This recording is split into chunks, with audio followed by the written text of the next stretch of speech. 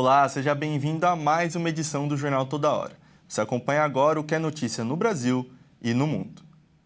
Legisladores franceses recomendaram a proibição do acesso às redes sociais para menores de 15 anos de idade.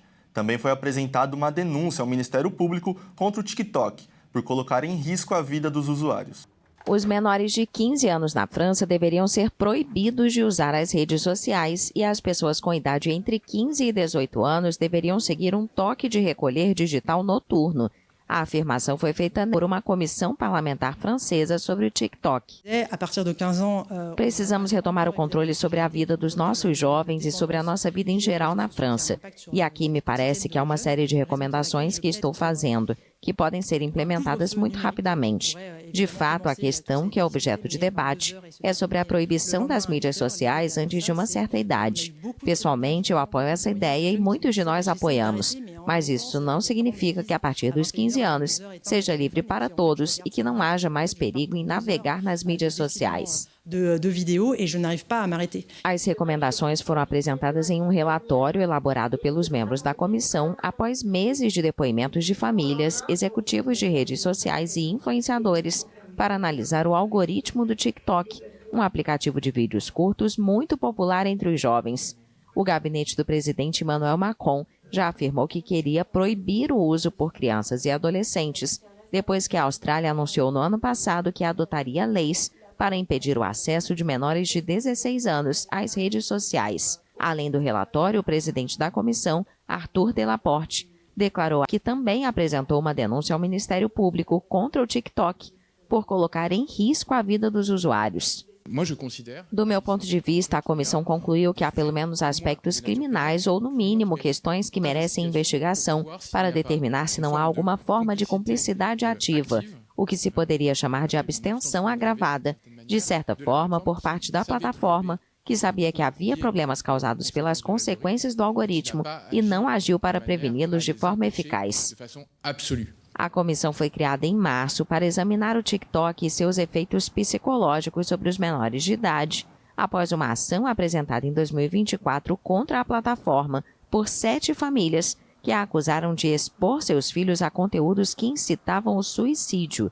O TikTok, que pertence à empresa chinesa ByteDance, insistiu que a segurança dos jovens é sua prioridade máxima. Representantes da plataforma declararam à comissão que o aplicativo utiliza um sistema de moderação aprimorado com inteligência artificial, que no ano passado detectou 98% do conteúdo que infringia suas condições de uso na França. Uma extensa reserva de água doce foi encontrada nos Estados Unidos. A expectativa é que ela possa abastecer milhões de pessoas, servindo como recurso adicional no futuro.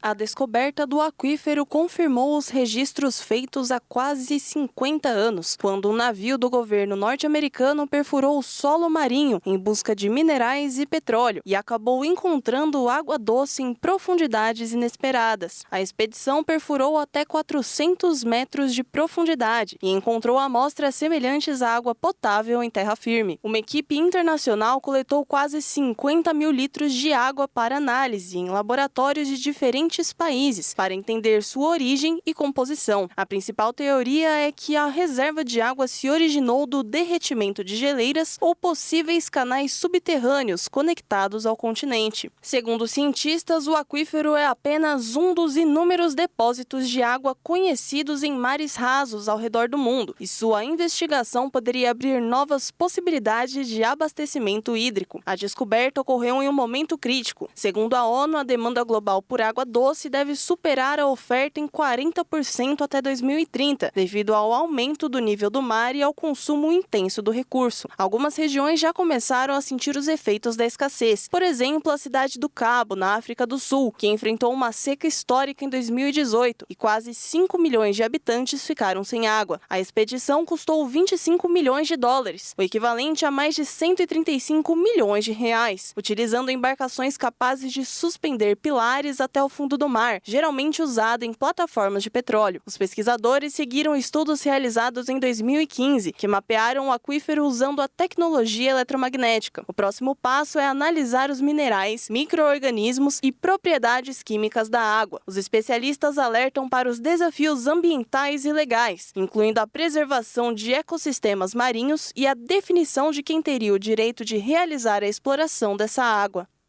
O Fluminense recebeu uma proposta de SAF e só o valor dos 2 primeiros anos é de R$ 500 milhões. No longo prazo, esse valor poderia ultrapassar os R$ 6 bilhões. Vamos conferir. O Fluminense apresentou ao Conselho Deliberativo do clube a proposta que recebeu da Lazuli Partners e LZ Sports para a aquisição de uma futura SAF tricolor. A empresa propõe adquirir 65% da SAF do clube.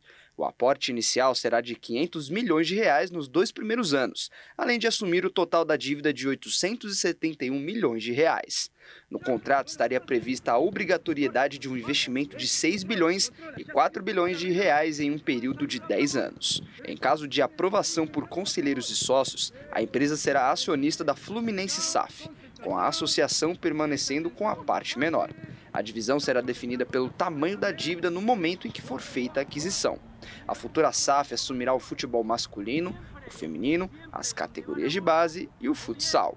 Nessa divisão, o Flu continua com a sede de Laranjeiras e outros imóveis. Neste caso, está previsto um acordo de uso das locações. Todas as propostas passarão por votações entre conselheiros e sócios do clube.